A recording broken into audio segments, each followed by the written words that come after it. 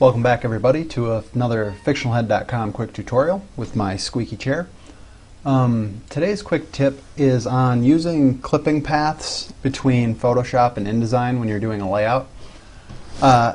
If you were to be doing a layout where you wanted, say, in this picture of me, but you don't want the background, you just want to clip around me, I've already gone to the trouble of taking the pen tool and drawing a path all the way around. I'm not sure if you'll be able to see it there, but I just basically went around with the pen tool and clipped around my object all the way around to clip the part that I want. And you can see here that my work path is this shape right around me. What you do is, once you've made your work path, in order for you to be able to see it in InDesign when you place this image in InDesign, you have to hit the little arrow there in the corner and hit Save Path and give it a name. A lot of times, out of laziness, it'll just be called Path 1 because you're not going to have hundreds of paths in one image. But if you do get more specific with your path, I'm just going to call mine Clipping Path. Or actually, that might be confusing with the controls. We'll call it Clippy. And then save your image. I'm just going to throw this one on my desktop. And save it as something that retains clipping paths. Generally, this is a PSD or a TIFF.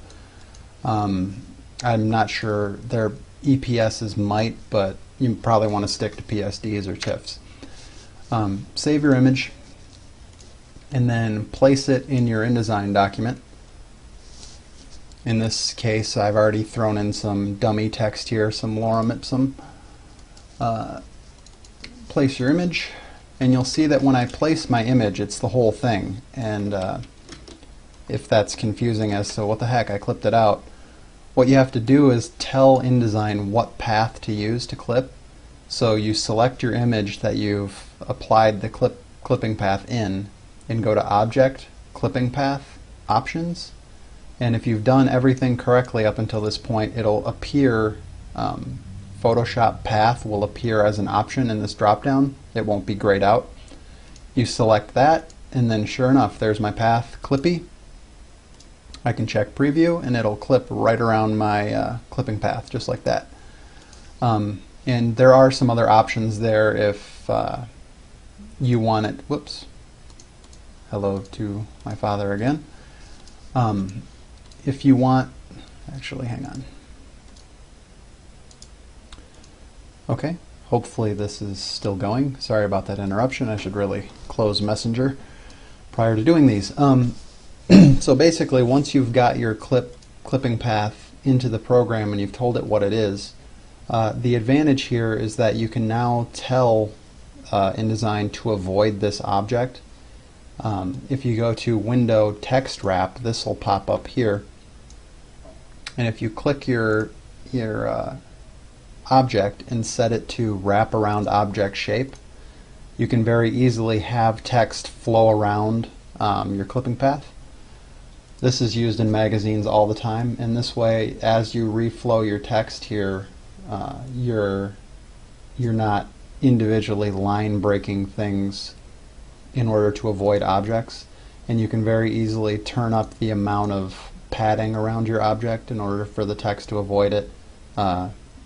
You know, set hyphenation, things like that. But the reason, this is the primary reason you use clipping paths, because I know when I first started doing all this stuff, I wondered, why don't you just knock out your layer in Photoshop like this, and then just drop that into the program? Like, why would I want to use a clipping path and go through all the trouble?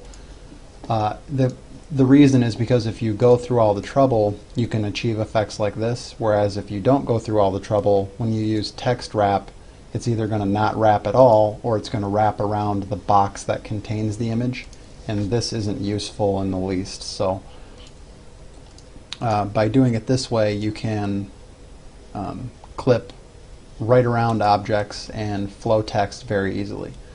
So that's the tip. Sorry about that interruption there in the middle. If you have any questions, shoot them to